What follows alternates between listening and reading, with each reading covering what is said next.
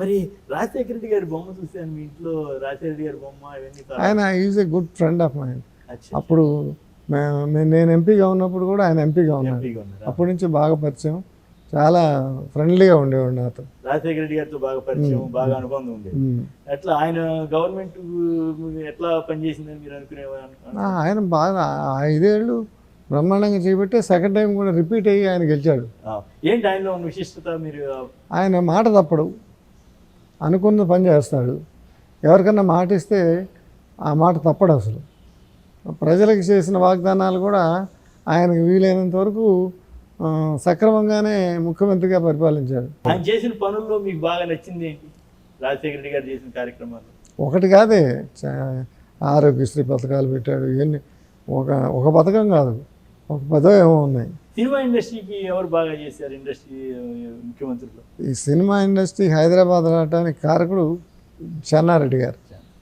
ఆ చెన్నారెడ్డి గారు దాసరి నారాయణరావు గారు కూర్చుని ఎలా అయితే హైదరాబాద్ ఇండస్ట్రీ వస్తుంది అని ఒక చిన్న పిక్చర్లకి 7% ఎంటర్టైన్మెంట్ ట్యాక్స్, పెద్ద పిక్చర్లకి 14% ఎంటర్టైన్మెంట్ ట్యాక్స్, బయట రాష్ట్రాల నుంచి వచ్చే సినిమాలు, ఇంగ్లీష్ సినిమాలు, హిందీ సినిమాలు, వీటన్నిటికీ 24%.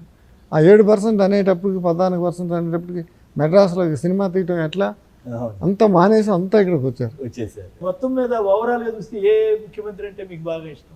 రాజశేఖర రెడ్డి అంటే ఇష్టం. ఇప్పుడు వాళ్ళ అబ్బాయి పాదయాత్ర చేస్తున్నారు కదా, మీ దృష్టికి వచ్చే ఉంటుంది, మీకు తెలిసే ఉంటుంది కదా, ఎట్లా ఉంది అనుకుంటున్నారు? బాగా రిసీవ్ చేసుకుంటున్నారు జనం.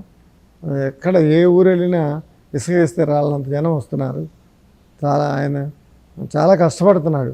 ఇంత ఎండల్లో ఇన్ని రోజులు నడవటం, అందులో మే అంటే ఇక ఆంధ్ర ఎట్టుంటుందో ఇక్కడ కొంచెం పర్వాలేదు, కానీ ఆంధ్రాలో భయంకరంగా ఉంటుంది మే ఎండలు. ఆ ఎండల్లో ప్రజల కోసం ఆయన అంత కష్టపడటం చాలా ఆయన అభినందించాలి మనం అంతా. ఓకే, వచ్చే ఎన్నికల్లో ఆయన గెలిచి ముఖ్యమంత్రి అవుతారనుకుంటున్నారు? వచ్చే ఎన్నికల్లో డెఫినెట్గా ఇప్పుడున్న ట్రెండ్ చూస్తే ఆయన ముఖ్యమంత్రి అయ్యేటట్టే కనిపిస్తాను. జగన్ గారితో కూడా సంబంధం? జగన్ గారితో ఎప్పుడు ఎక్కడ కలిసినా బాగా పలకరిస్తాడు. ఓకే.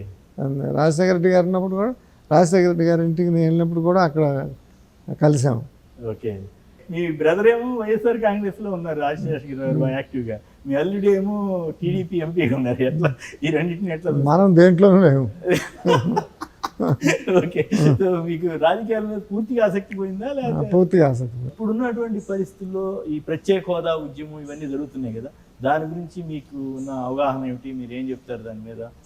ప్రత్యేక హోదా ఇవ్వాలి ఆంధ్రప్రదేశ్కి అనే డిమాండ్. ఆంధ్రప్రదేశ్కి ప్రత్యేక హోదా ప్రామిస్ చేసే స్టేట్ని విడగొట్టారు. ఆ చేసిన ప్రామిస్ డెఫినెట్గా నిలబెట్టుకోవాలి వాళ్ళు.